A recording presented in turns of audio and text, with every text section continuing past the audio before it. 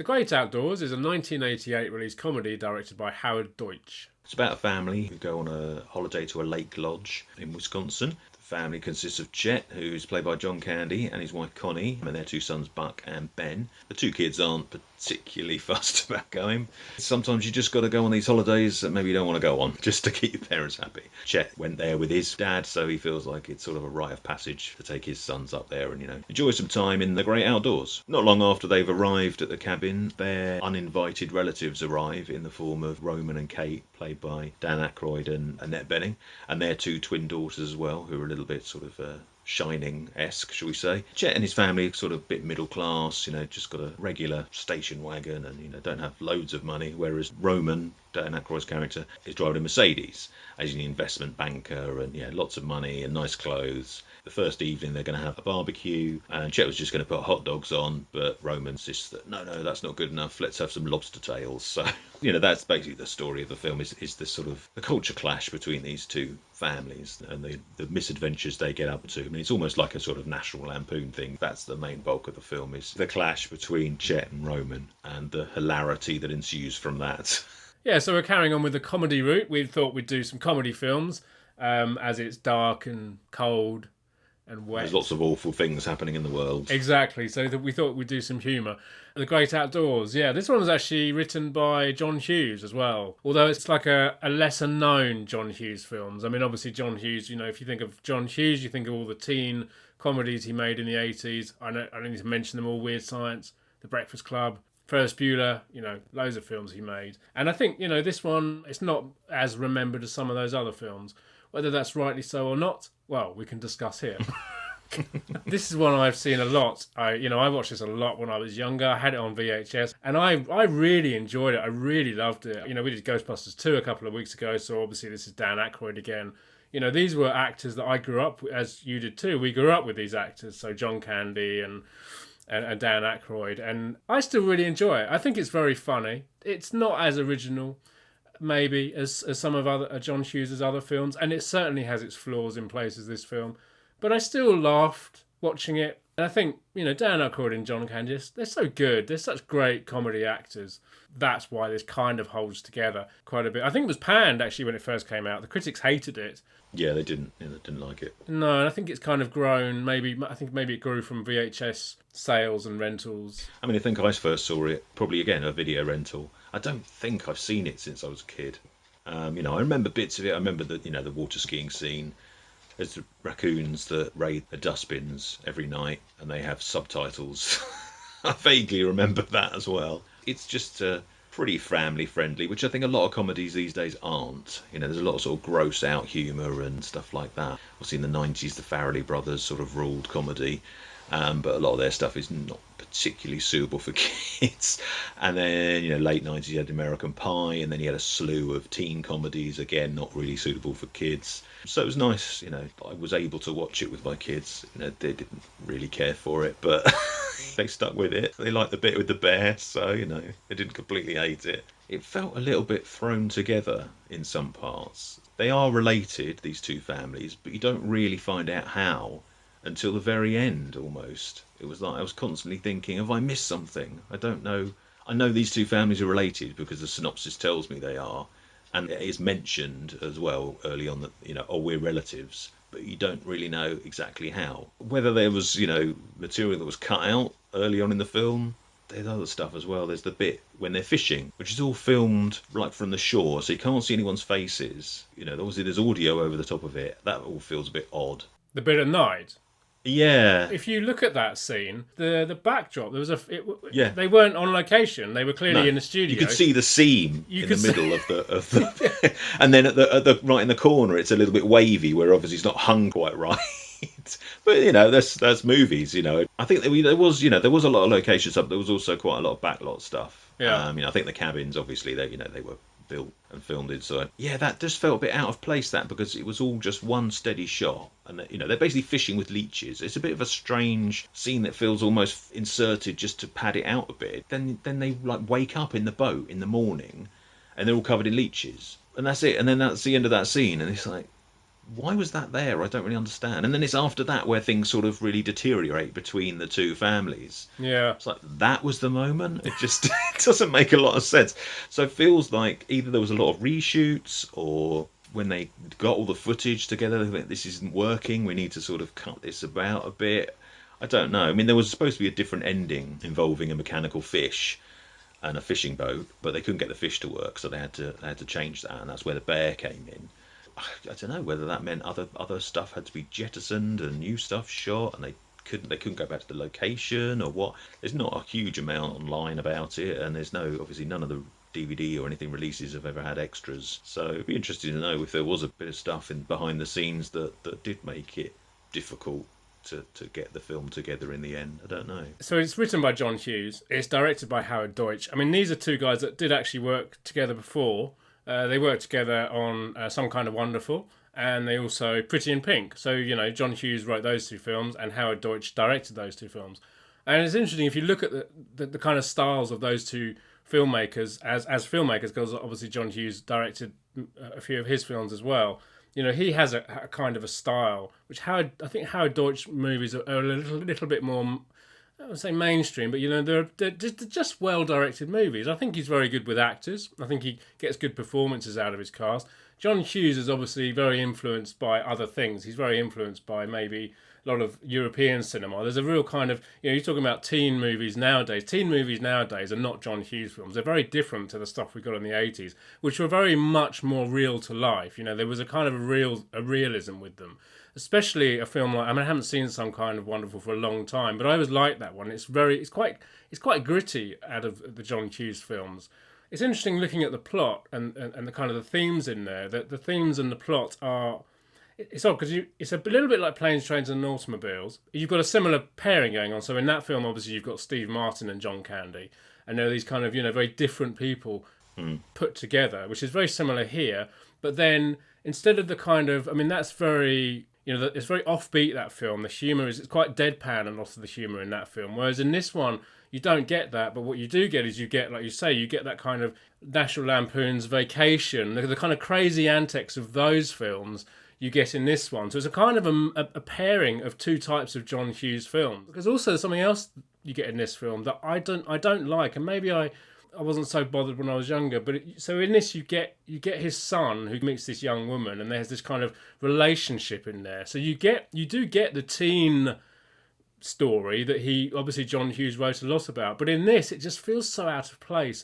It feels forced. It's just not unnecessary. It's just unnecessary. And again, when I was younger, I probably went with it because I was more, I was younger. But now it's just like, and it's not because I'm older than them. It just feels like I want to see John Candy and Dan Aykroyd, because they're obviously the stars of the film, and they're very funny, and the stuff that they are on screen in is funny and still works today. But that stuff just, that subplot with the son, just, it doesn't serve the plot in any way. It gives him something to do.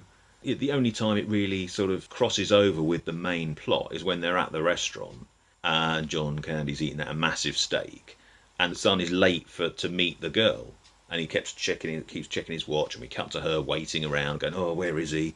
It feels like padding, to be honest, to sort of pad out the runtime. Yeah. And it's quite a cliche kind of thing. There's so many films where, families go on holiday and the son or the daughter has a relationship with a local. Lost Boys, for example. And obviously they're not on holiday, but they move to a new town, and very quickly, Jason Patrick. That's weird. I was thinking Lost Boys as well. Yeah, because he's got he's got a little brother, the younger brother Corey Haim, who there's very similar stuff going on in that film. Obviously, Lost Boys, it's integral to the plot, but in this, it absolutely isn't.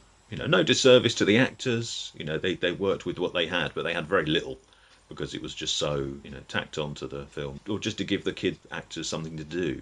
The younger son, he basically has nothing to do. They don't give him anything, really, do they? You barely see him. The same with the twin girls. Dan Aykroyd's family he's got these two twin girls who are they're quite odd because they don't really say anything at all in the whole film. There's a little bit of dialogue near the end when they become part of the plot. Yeah. But when they're first introduced, they're kind of introduced as almost like the twins in The Shining. Yeah, creepy. Whenever you see them, they use the Twilight Zone music over the top of it.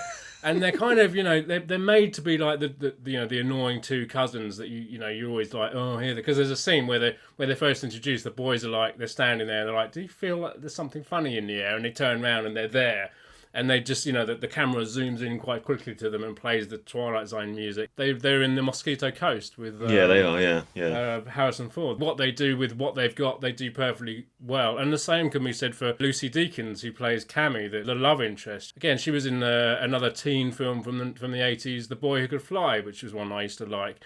With Fred Savage as well, and she's very good in that, and she's perfectly good here. But they just feel like filler. We sound like we're really sort of slagging it off, but it's it is funny. It does have some great stuff in it, and the bear in particular, it was starting to lose me towards the end. I was like, oh, this is not. It's made me laugh a few times, but it's not as good as I remember. And then the bear stuff happens. I was like, wow, this bear is amazing. And he was actually Bart the bear, who was in several films. Sort of an acting bear.